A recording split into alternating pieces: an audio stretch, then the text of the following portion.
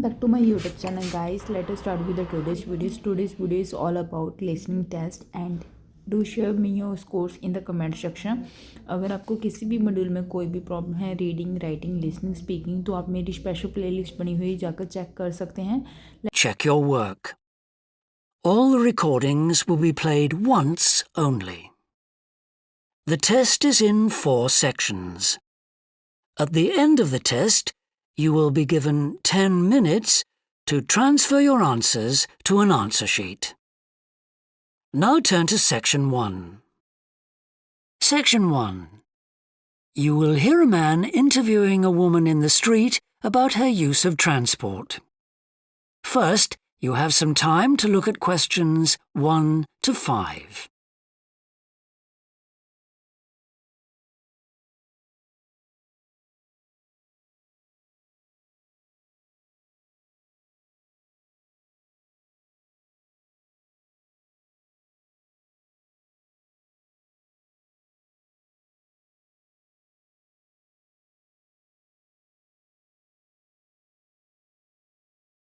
You will see that there is an example that has been done for you.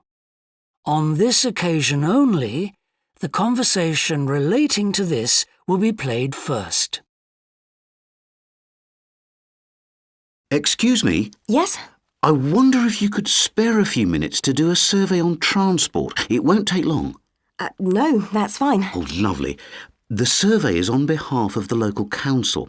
They'd like to know about what transport you use and any suggestions for improvement. Can I start by asking you how you travelled to town today? Sure, I came on the bus. The woman travelled to town by bus, so bus has been written in the space. Now we shall begin. You should answer the questions as you listen, because you will not hear the recording a second time. Listen carefully and answer questions 1 to 5. Excuse me? Yes? I wonder if you could spare a few minutes to do a survey on transport. It won't take long. No, that's fine. Oh, lovely. The survey is on behalf of the local council.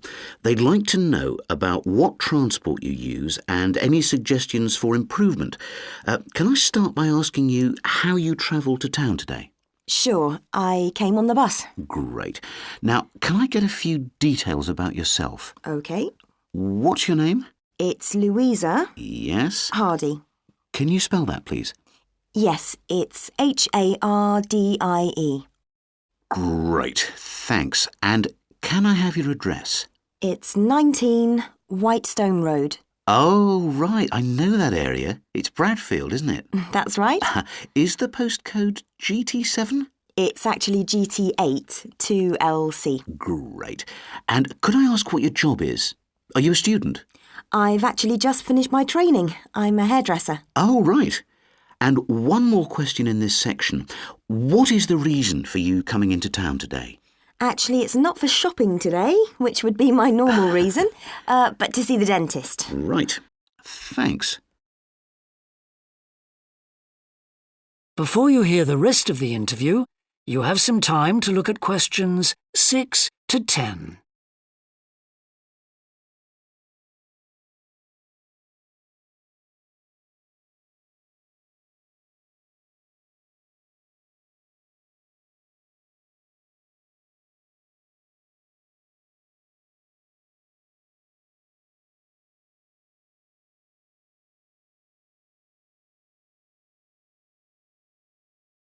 Now listen and answer questions 6 to 10.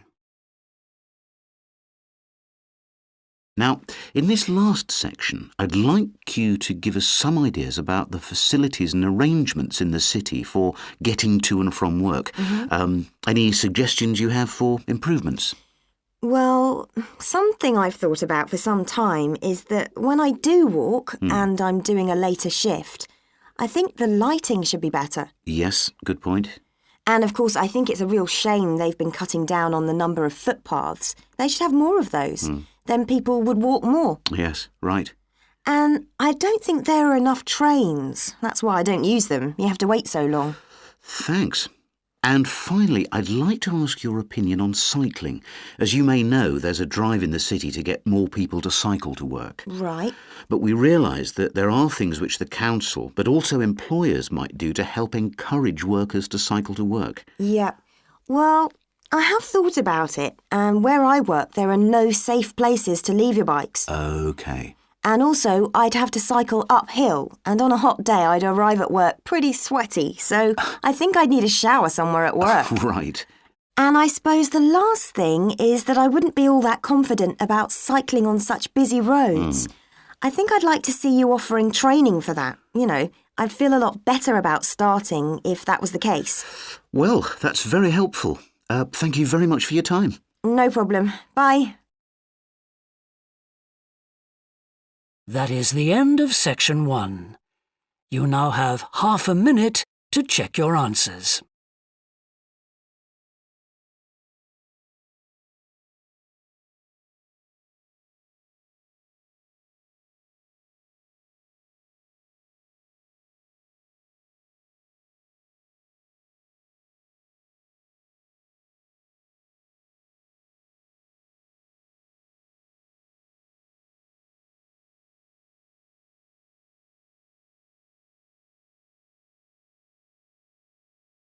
Now turn to section 2. Section 2. You will hear a representative of a city council giving information about 2 new facilities which are opening soon in the city.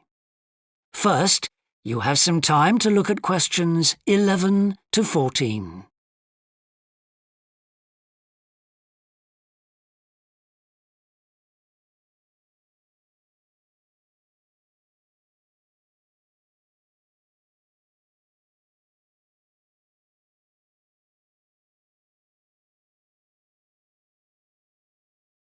Now listen carefully and answer questions 11 to 14.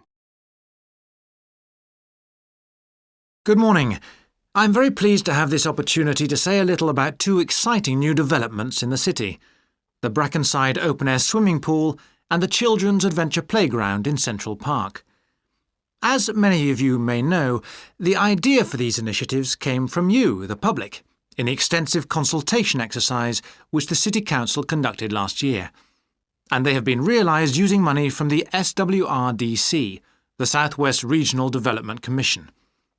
First of all, Brackenside Pool. As many of the older members of the audience will remember, there used to be a wonderful open-air pool on the seafront 30 years ago, but it had to close when it was judged to be unsafe. For the design of this new heated pool, we were very happy to secure the talents of internationally renowned architect Ellen Wendon, who has managed to combine a charming 1930s design, which fits in so well with many of the other buildings in the area, with up-to-the-minute features such as a recycling system, the only one of its kind in the world, which enables seawater to be used in the pool. Now, there's been quite a bit of discussion in the local press about whether there would be enough room for the number of visitors we're hoping to attract, but the design is deceptive, and there have been rigorous checks about capacity.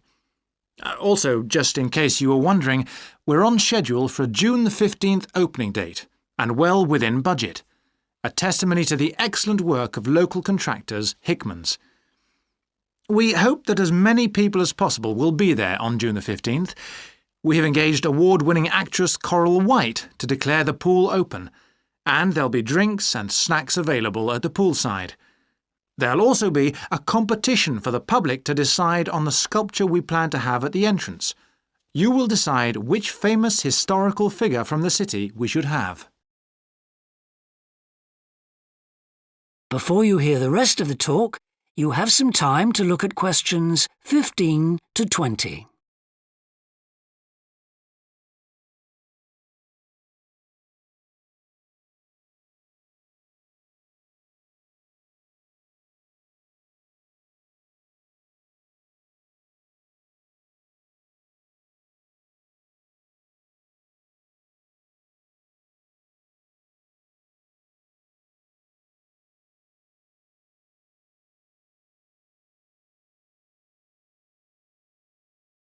Now listen and answer questions 15 to 20.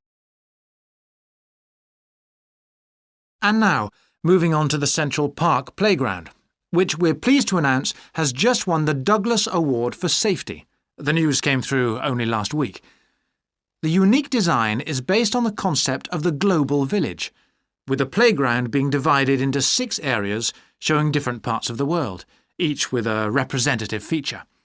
For example, there is a section on Asia, and this is represented by rides and equipment in the shape of snakes, orangutans, tigers and so on, fauna native to the forests of the region. Moving south to the Antarctic, we couldn't run to an ice rink, I'm afraid, but opted instead for climbing blocks in the shape of mountains. I thought they could have had slides for the glaciers, but the designers did want to avoid being too literal. Then on to South America, and here the theme is El Dorado, games replicating the search for mines full of precious stones. And then, moving up to North America, here there was considerable debate. I know the contribution of cinema and jazz was considered, but the designers finally opted for rockets and the International Space Station. Eastwards to Europe then, and perhaps the most traditional choice of all the areas, medieval castles and other fortifications. Then last but not least, moving south to Africa, and a whole set of wonderful mosaics and trails to represent the great rivers of this fascinating and varied continent.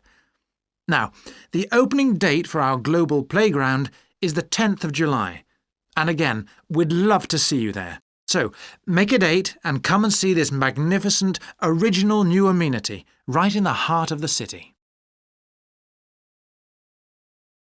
That is the end of section 2.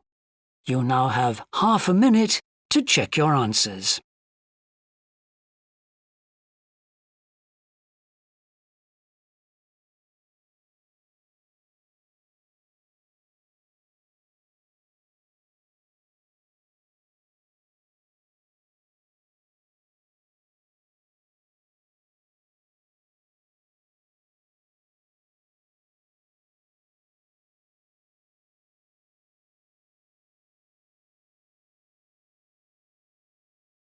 Now turn to section 3.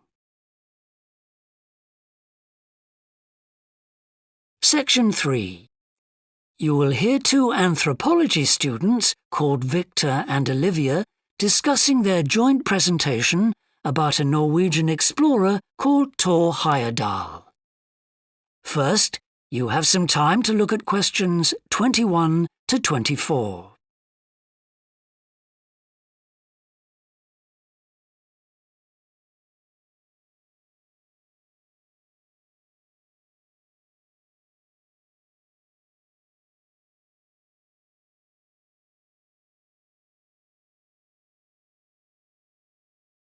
Now listen carefully and answer questions 21 to 24. Right, well, for our presentation, shall I start with the early life of Thor Heyerdahl? Sure. Why don't you begin with describing the type of boy he was, especially his passion for collecting things? That's right. He had his own little museum. And I think it's unusual for children to develop their own values and not join in their parents' hobbies. I'm thinking of how Heyerdahl wouldn't go hunting with his dad, for example. Yeah, he preferred to learn about nature by listening to his mother read to him. And quite early on, he knew he wanted to become an explorer when he grew up. That came from his camping trips he went on in Norway, I think. No, it was climbing that he spent his time on as a young man. Oh, right. After university, he married a classmate, and together they decided to experience living on a small island to find out how harsh weather conditions shaped people's lifestyles. As part of their preparation, before they left home, they learnt basic survival skills, like building a shelter. I guess they needed that knowledge in order to live wild in a remote location with few inhabitants, cut off by the sea, which is what they were aiming to do. An important part of your talk should be the radical theory Heyerdahl formed from examining mysterious ancient carvings that he happened to find on the island. I think you should finish with that. Okay. Before you hear the rest of the discussion, you have some time to look at questions 25 to 30.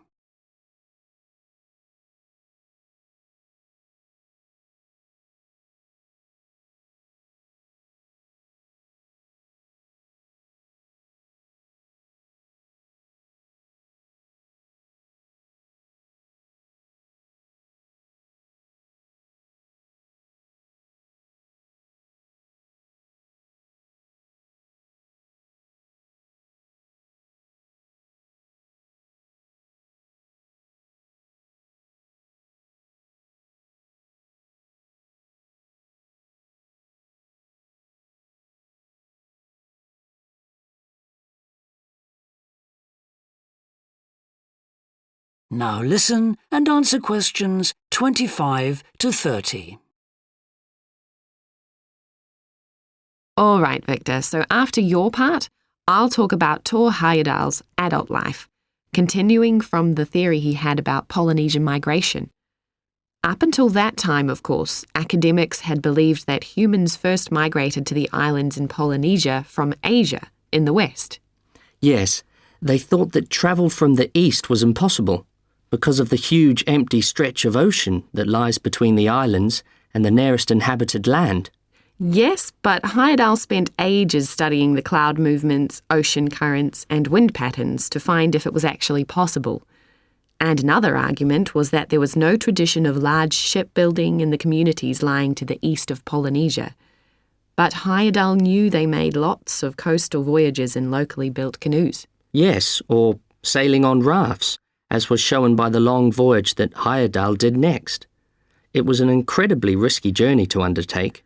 Sometimes I wonder if he did that trip for private reasons, to show others that he could have spectacular adventures. What do you think, Olivia? Well, I think it was more a matter of simply trying out his idea, to see if migration from the east was possible. Yes, that's probably it. And the poor guy suffered a bit at that time because the war forced him to stop his work for some years. Yes. When he got started again and planned his epic voyage, do you think it was important to him that he achieve it before anyone else did? I haven't read anywhere that that was his motivation. The most important factor seems to have been that he used only ancient techniques and local materials to build his raft. Yes. I wonder how fast it went. Well, it took them 97 days from South America to the Pacific Islands. And after that, Heyerdahl went to Easter Island, didn't he? We should mention the purpose of that trip.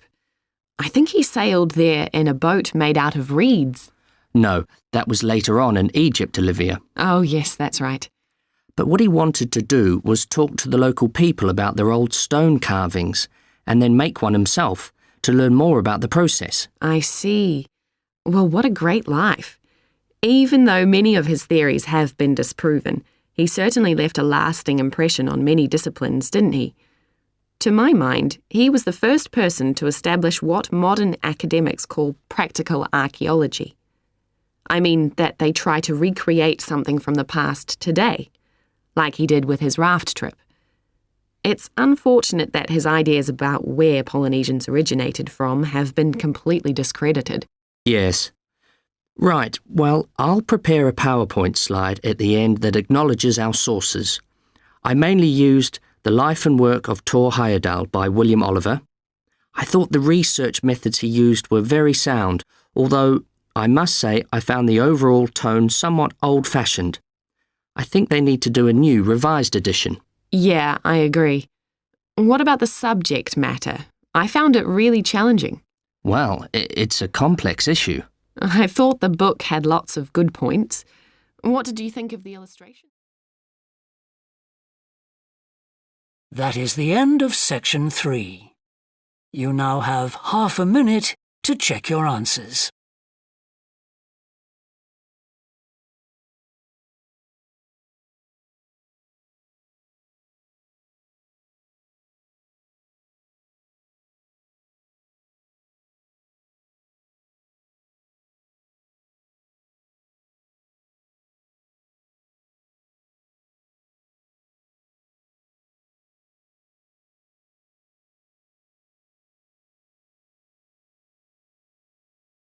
Now turn to Section 4.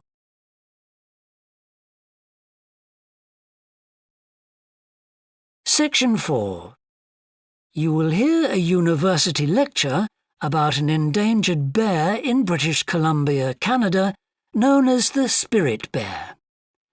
First, you have some time to look at questions 31 to 40.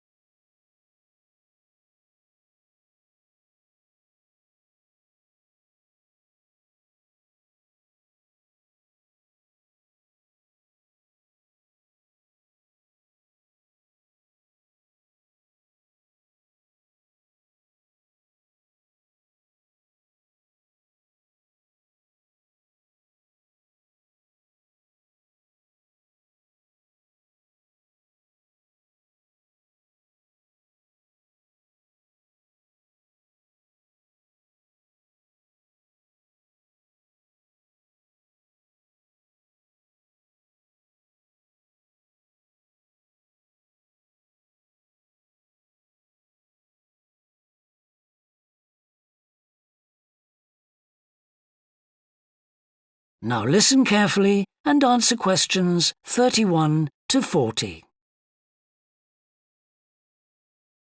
Today, we continue our series on ecology and conservation with a look at a particularly endangered member of the black bear family.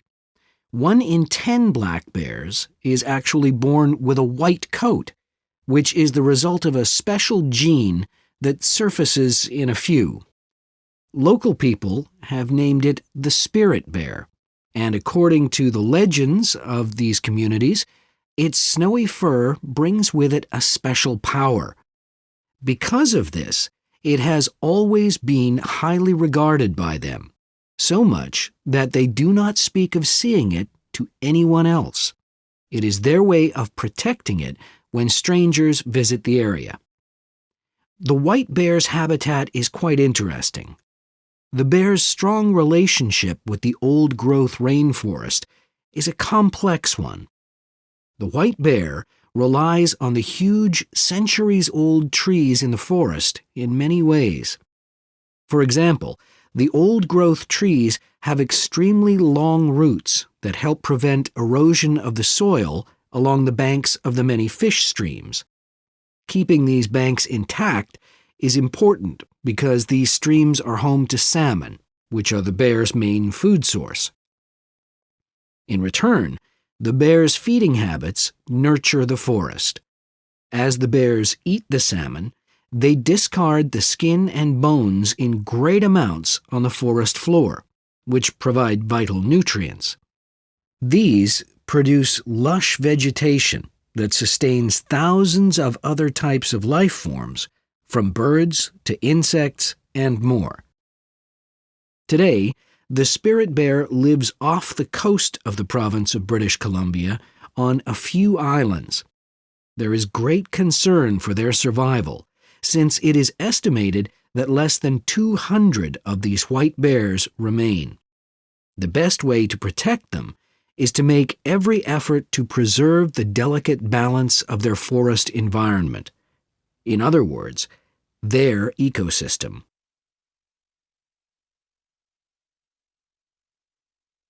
The greatest threat to the bear's existence is the loss of its habitat. Over many years, logging companies have stripped the land by cutting down a large number of trees. In addition, they have built roads which have fractured the areas where the bear usually feeds, and many hibernation sites have also been lost. The logging of the trees along the streams has damaged the places where the bears fish. To make matters worse, the number of salmon in those streams is declining because there is no legal limit on fishing at the moment. All these influences have a negative impact on the spirit bear's very existence, which is made all the more fragile by the fact that reproduction among these bears has always been disappointingly low. And so, what's the situation going forward? Community organizations, environmental groups, and the British Columbia government are now working together on the problem. The government is now requiring logging companies to adopt a better logging method, which is a positive step. However, these measures alone may not be sufficient to ensure a healthy population of the spirit bear in the future. Other steps also need to be taken. While it is important to maintain the spirit bear's habitat, there also needs to be more emphasis on its expansion. The move is justified as it will also create space for other bears that are losing their homes to damage. That is the end of section 4. You now have half a minute to check your answers.